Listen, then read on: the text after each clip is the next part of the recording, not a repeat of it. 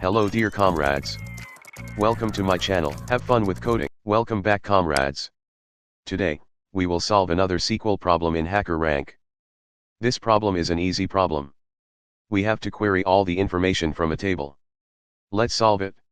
Here we need to query all the columns for every row from the city table. The columns of the city table is shown in left. Now, selecting MySQL for editor. Select star from city. This is the query.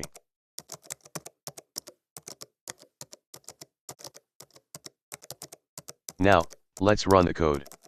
The code is processing by HackerRank. Sample test completed. Now, let's submit the code. HackerRank is processing.